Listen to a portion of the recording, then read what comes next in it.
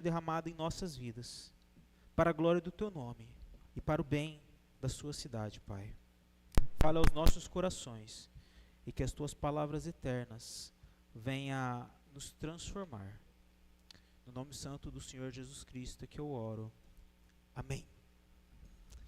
Estamos refletindo numa série de mensagens chamada Vida na Vida.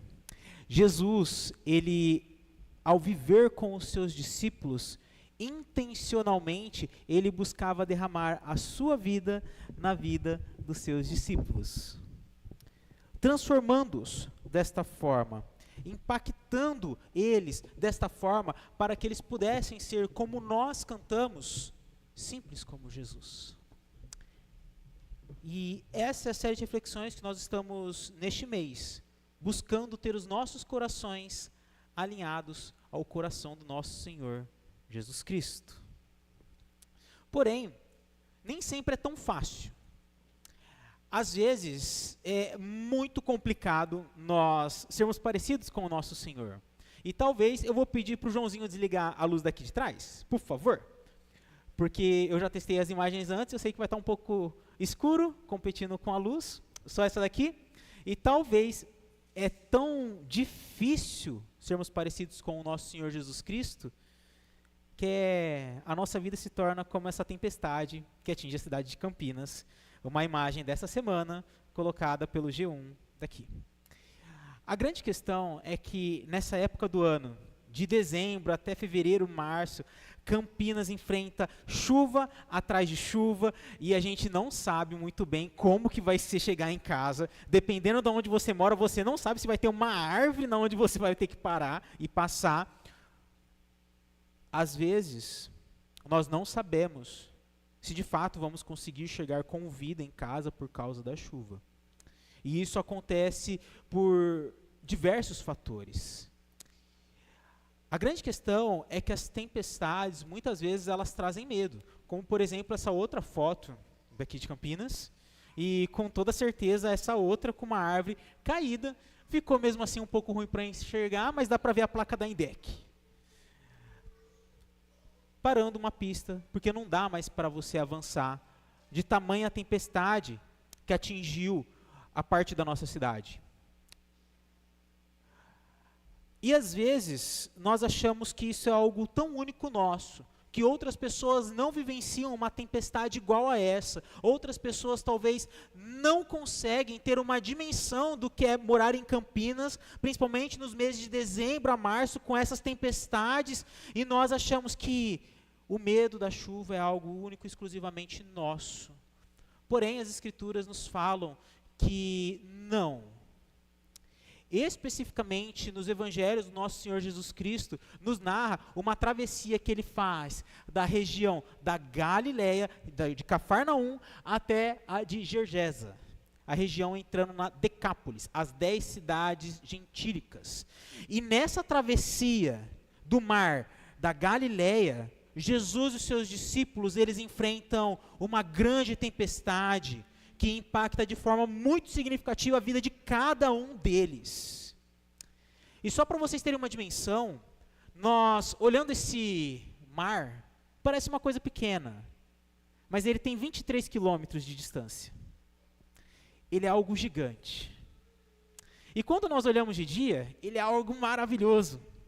Parece completamente inofensivo, um lugar que a gente gostaria de chegar, tomar um bronze, tomar uma água de coco e curtir o dia. E essas são algumas paisagens do Mar da Galileia, coisa linda. E esse é um barco que hoje em dia tem como turismo nessa região, simbolizando o barco que Jesus e seus discípulos utilizaram para atravessar esse mar.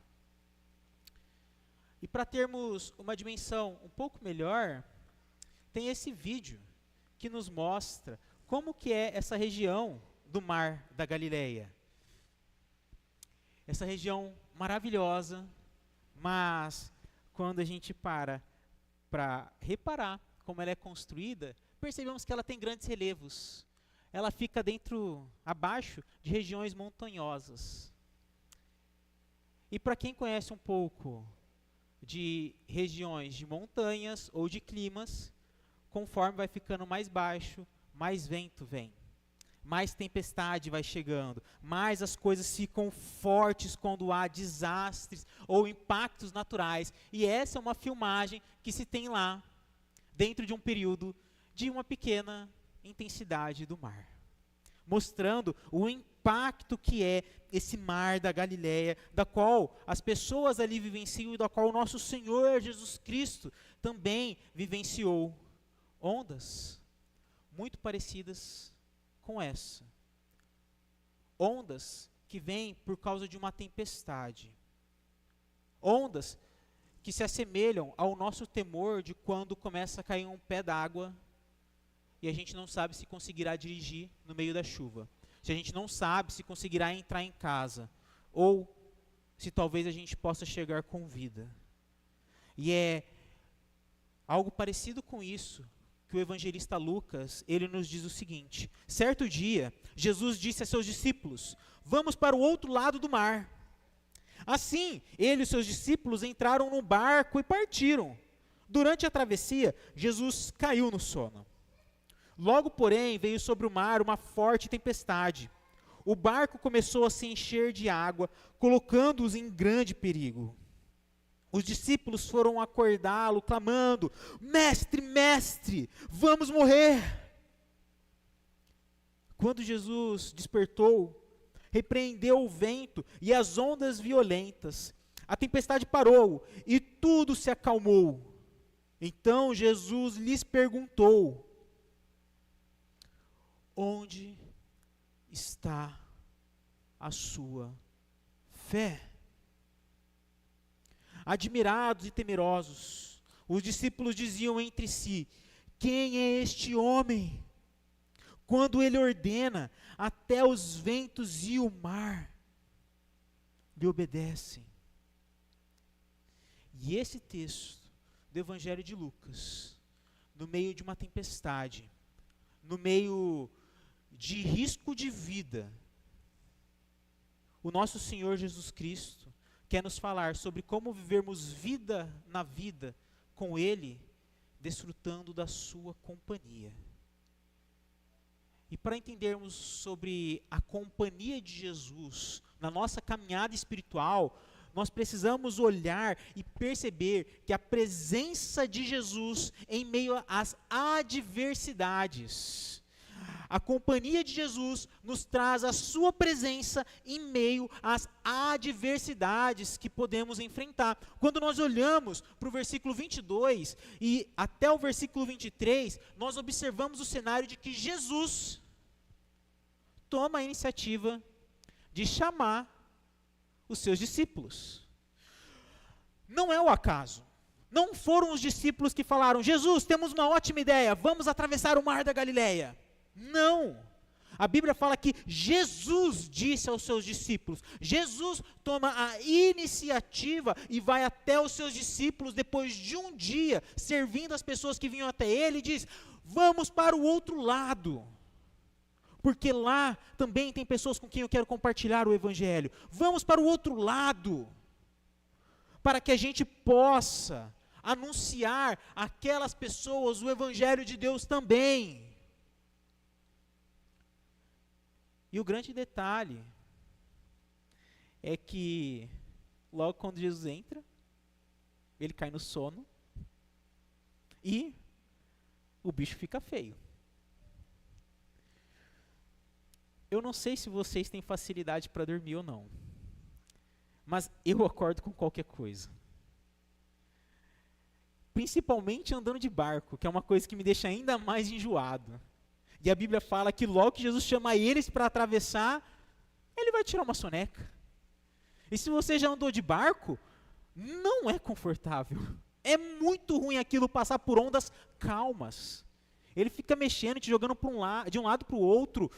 E a grande questão é que Jesus, ele intencionalmente vai se deitar. E quando ele vai se deitar, é que a tempestade surge e começa a assolar o barco e os discípulos que estavam ali. Quando Lucas utiliza essa expressão que veio sobre o mar uma forte tempestade, ele está trazendo uma ideia de força, de poder, que é como se alguém estivesse batendo constantemente com tal força no barco, que aquilo está intencionalmente tentando destruir a vida de todos eles. E Jesus, no meio desse caos, no meio dessa tempestade grande, ele continua dormindo. Enquanto os seus discípulos são assolados pelas adversidades que surgem pela tempestade, Jesus, ele segue pleno, dormindo. A grande questão é, por quê? Por quê? Por que que Jesus, ele convida os seus discípulos a atravessarem o mar? Por que que Jesus, intencionalmente, ele fica dormindo enquanto existe uma tempestade assolando a vida deles? Se nós olharmos de uma forma despretensiosa para as Escrituras, nós vamos falar que Jesus é negligente, que Jesus não se importa com os seus. Por isso que Jesus, sabendo que talvez teria uma tempestade, ele fala, vamos lá, de boa. Mas a grande questão é que a presença em meio às adversidades nos mostra que Jesus, ele sabia exatamente quem ele era. E por isso tudo estava sob controle. E por isso que ele poderia descansar, dormir, como nós cantamos, sossegar diante de Deus. Porque a presença, a companhia de Jesus era o que traria tranquilidade em meio às adversidades. Jesus, ele poderia ter pensado, eu como ser humano, sei perfeitamente que os meus discípulos ficarão completamente com medo. Eu talvez possa morrer também com essa tempestade que está assolando o barco. Mas ele decide dormir de forma muito tranquila, porque ele sabe quem ele é, e ele sabe que tudo estava sob o controle dele, e por isso nada, nenhuma adversidade poderia tirar a paz do sono de Jesus. Mas aquelas adversidades poderiam tirar a paz e a tranquilidade dos discípulos de Jesus. Mas viver vida na vida, na companhia de Jesus, deve nos ensinar que a presença dele em meio às adversidades é o suficiente para sossegar o nosso coração. Por exemplo, nós não percebemos com muita clareza aqui, mas os outros evangelhos, principalmente o evangelho de Marcos, no capítulo 4, ele vai narrar a mesma história. E Marcos, ele vai dizer o seguinte, que no início do fim da tarde, Jesus diz aos seus discípulos, vamos atravessar. Então Jesus ficou o dia inteiro e foi. E conforme eles foram atravessando o mar, a tempestade foi surgindo e eles não conseguiam passá-la. E na nossa cabeça parece que eles estavam cruzando um córrego, rapidinho. Eles começaram, veio uma tempestade, ficou parado e daqui a pouco eles continuaram. O percurso que Jesus estava querendo fazer com eles era mais ou menos 8 quilômetros de distância de um ponto para o outro. O mar todo era 20, o que Jesus queria fazer era 8. Se você for remar um barco num clima tranquilo, você gastaria 4 horas. Se você vai remar um barco numa tempestade que está quase virando ele, que está atacando o barco de uma forma muito severa, muito provavelmente você não faz essa travessia em 4 horas. Muito provavelmente eles estão remando já há umas 6, 8 horas de viagem sem parar, em meio a essa adversidade. E o texto nos mostra que Jesus dorme, mas eles ficam desesperados. A companhia de Jesus vai nos mostrar a sua presença em meio às preocupações. Porque agora ele estava entre as adversidades, o mar estava atacando eles. Mas agora surge na questão da preocupação, porque eu tentei, e eles tentaram a noite inteira remar contra essa maré, sair dessa tempestade, e eles não conseguiram de maneira alguma, depois de tanto insistir com as próprias forças, para se livrarem da onde eles tinham se metido, daquela tempestade, e quando eles não vêem mais nenhum êxito, Lucas coloca que eles chegam a Jesus, clamando, mestre, mestre, vamos morrer. E eu quero fazer de novo o paralelo com Marcos, porque Marcos eu acho que ele foi um pouco mais intenso, porque Marcos coloca a seguinte palavra na boca dos discípulos: mestre, mestre, você não se importa que a gente morra? Você não está nem aí para nós, você que nos chamou para atravessar esse mar, você não está nem aí para a gente, que a gente venha morrer. E a companhia de Jesus nos mostra que ele se faz presente em meio a essas preocupações. Ele se faz presente quando os seus discípulos clamam a ele: mestre, mestre, mestre, desperta.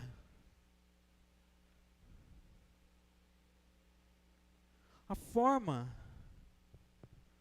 como eles chamam a Jesus, aos nossos olhos, parece ser uma forma amigável, uma forma honrosa, uma forma de veneração. Mas não é. É uma forma de cobrança.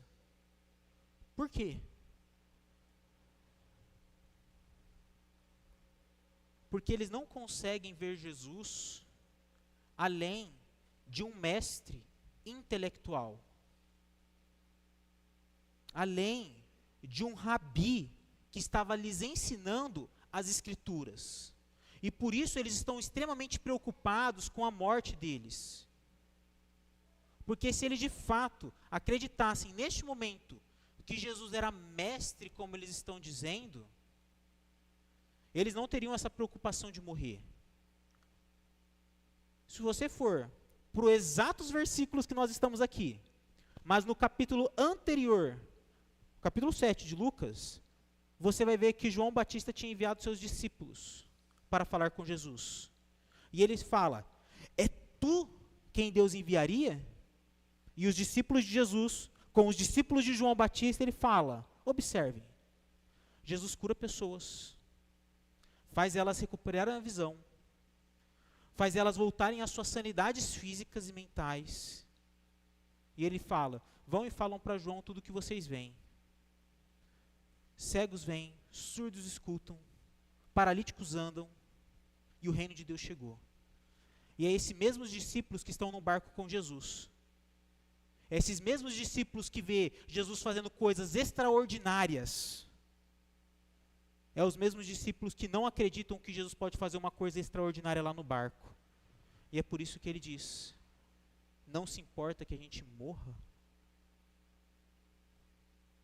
Mas a companhia de Jesus se faz presente em meio às preocupações de nossas vidas.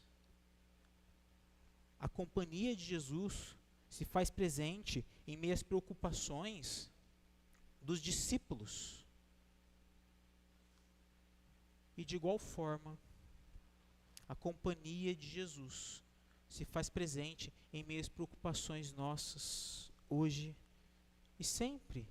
E é por isso que o texto nos acompanha e nos chama a olharmos então que a companhia de Jesus nos leva à sua presença, que conduz a uma resposta de fé. Porque imediatamente Jesus desperta, repreende os ventos e as ondas violentas. A tempestade parou e tudo se acalmou. Então Jesus lhes perguntou: onde está a sua fé? Onde a sua fé está fincada? Aonde está aquilo que você crê?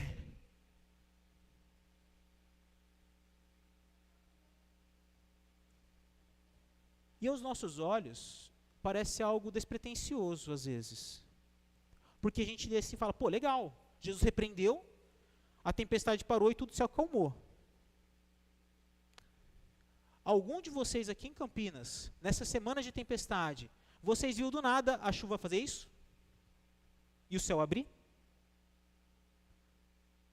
Quando nós passamos por tempestades mesmos, elas começam forte, vão diminuindo gradativamente, as nuvens vão ficando menos escuras e vai se abrindo o céu. Demora. Se a gente vai para a praia, para o mar, e tem uma tempestade, depois que a tempestade termina, demora muito tempo até que os mares sosseguem.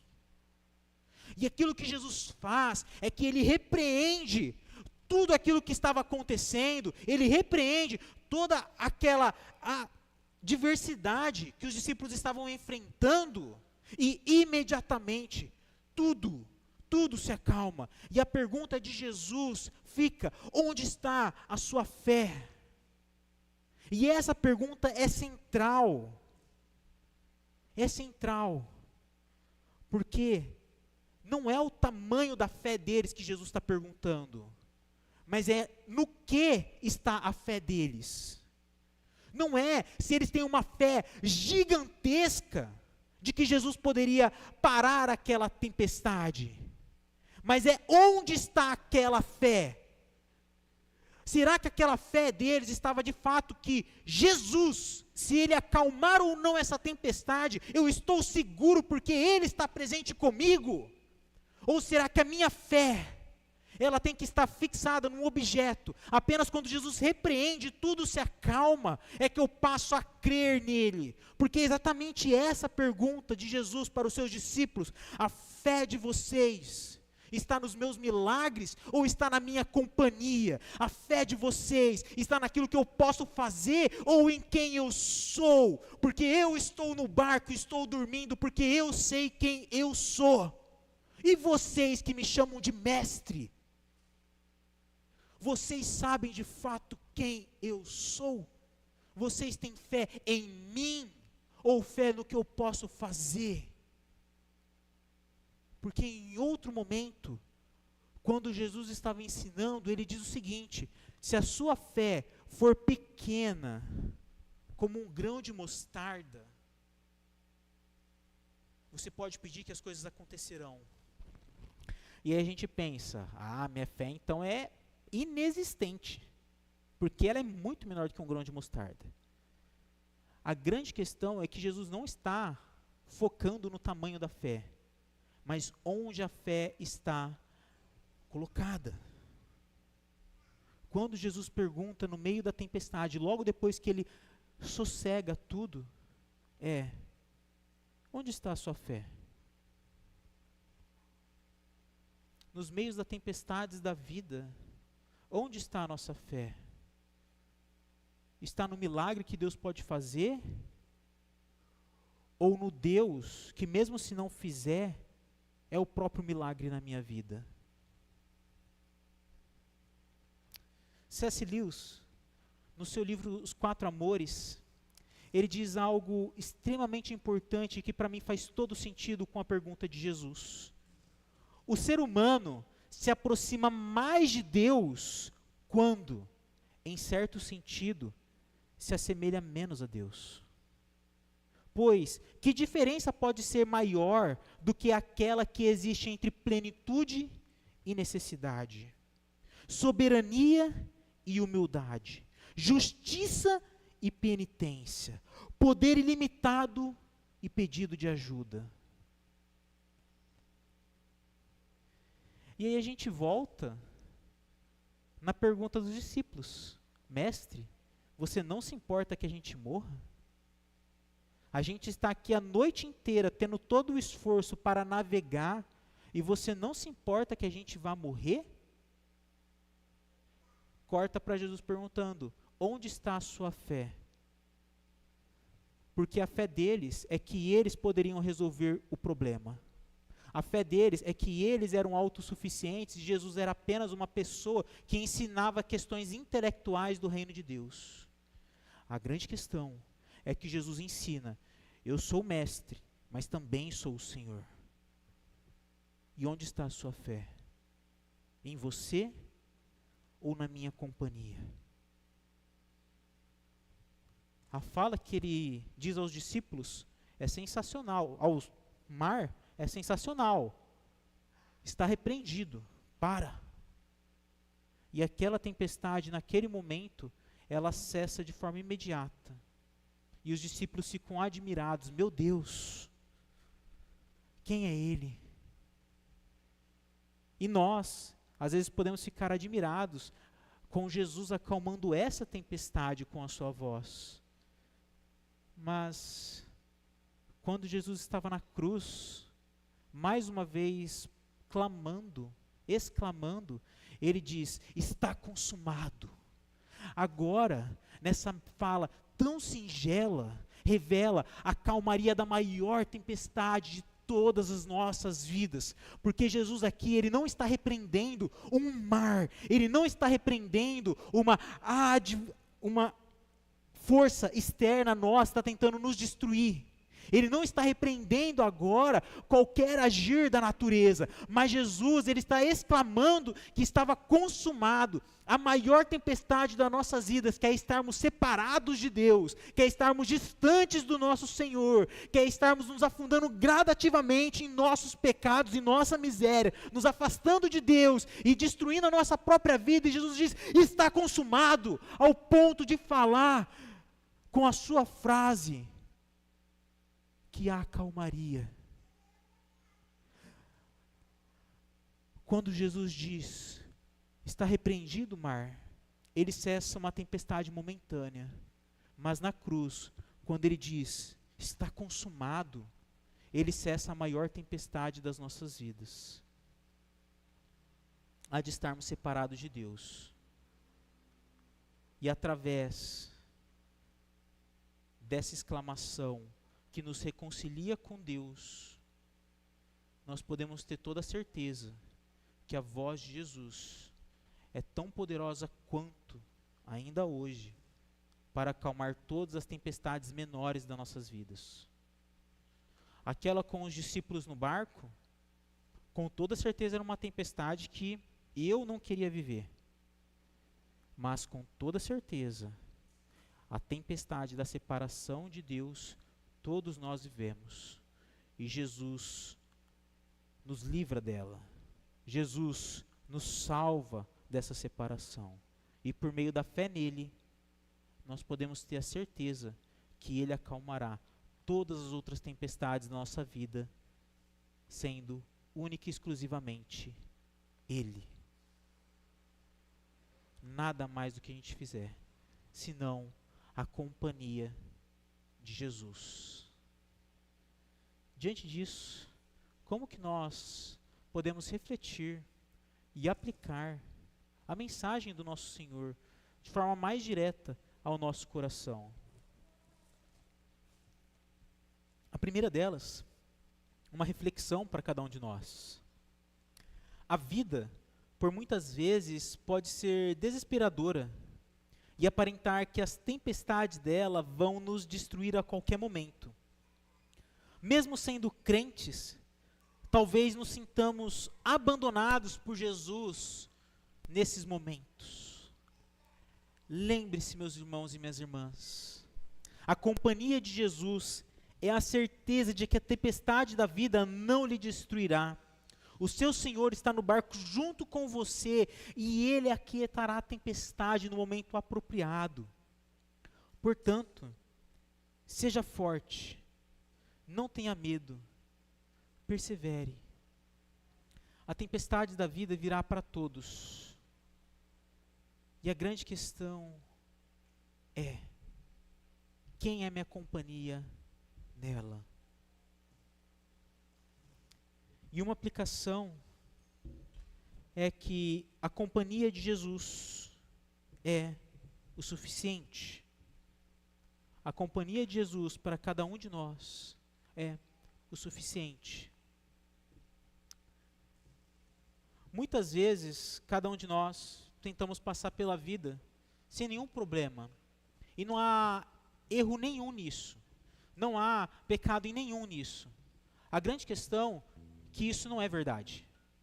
A grande questão é que isso é falso. Porque o próprio Senhor Jesus Cristo disse que nós teríamos aflições. O próprio Senhor Jesus Cristo disse que nós teríamos dificuldades no mundo. Mas a fala dele para cada um de nós é que tem de bom ânimo, porque eu já venci esse mundo quebrado.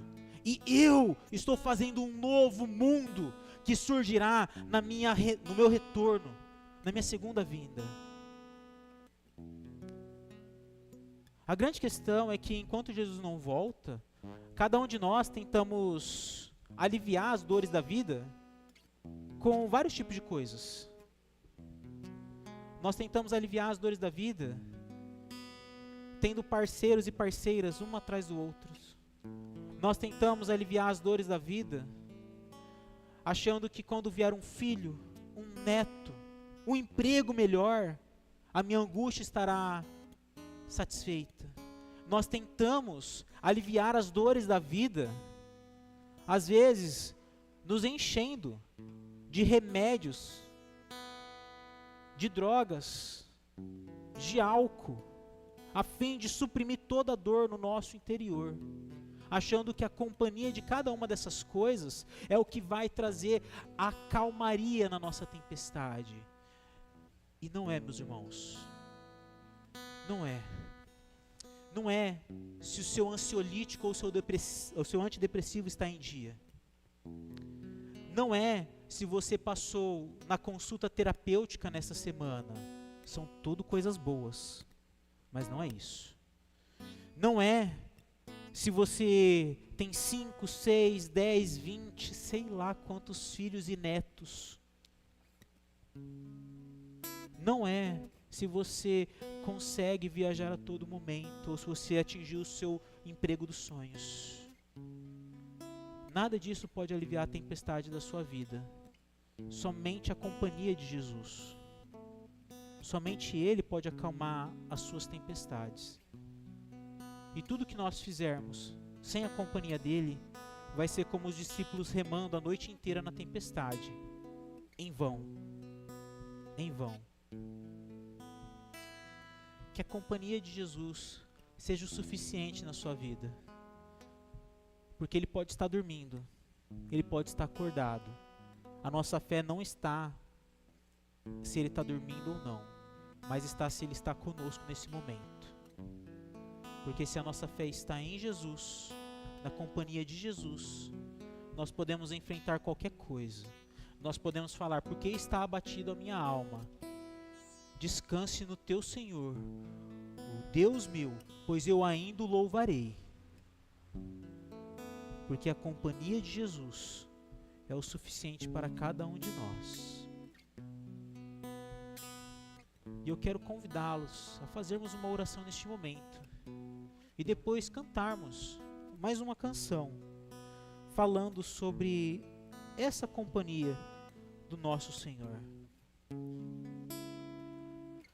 Amado Deus, obrigado porque a sua presença se faz entre nós. Amado Deus, obrigado porque a sua companhia é o suficiente. A tempestade da vida muitas vezes quer nos distanciar e nos fazer tomar as decisões segundo a nossa própria sabedoria. Mas a tua palavra nos diz que não deve ser assim. Nós devemos nos acalmar e confiar que o Senhor está conosco.